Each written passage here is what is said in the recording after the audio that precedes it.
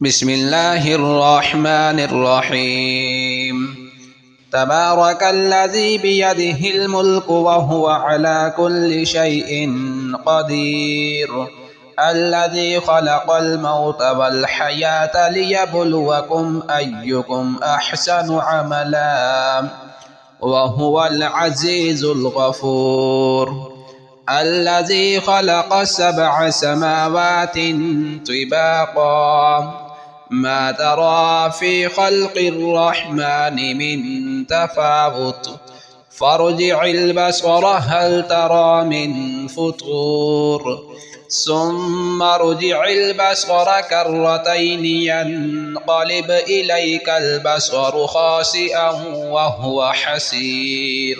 ولقد زينا السماء الدنيا بمصابيح وجعلناها رجوما للشياطين وأعتدنا لهم عذاب السعير. وللذين كفروا بربهم عذاب جهنم وبئس المصير.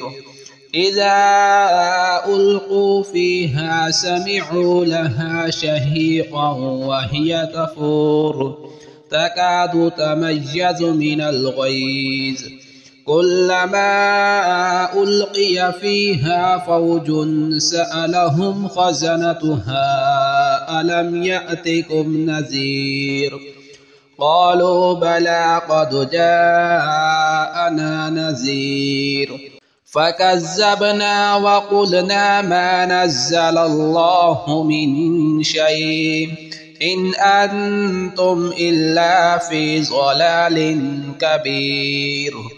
وقالوا لو كنا نسمع أو نعقل ما كنا في أصحاب السعير فاعترفوا بذنبهم فسحقا لأصحاب السعير.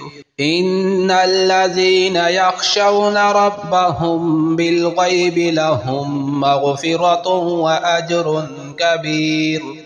وأسروا قولكم أو اجهروا به إنه عليم بذات الصدور.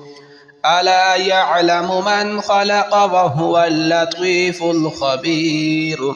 هو الذي جعل لكم الأرض ذلولا فامشوا في مناكبها وكلوا من رزقه وإليه النشور.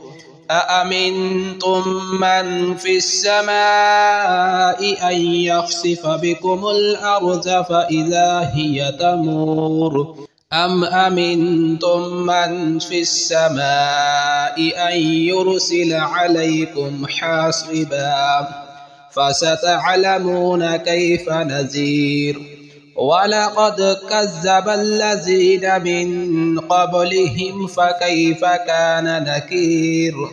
أولم يروا إلى الطير فوقهم صافات ويقبضن ما يمسكهن إلا الرحمن إنه بكل شيء بصير.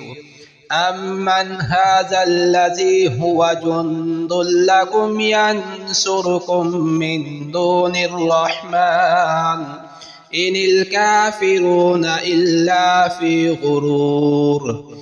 أمن هذا الذي يرزقكم إن أمسك رزقه بل لجوا في عتب ونفور. أفمن يمشي مكبا على وجهه أهدى أمن يمشي سويا على صراط مستقيم. قل هو الذي أنشأكم وجعل لكم السمع والأبصار والأفئدة قليلا ما تشكرون.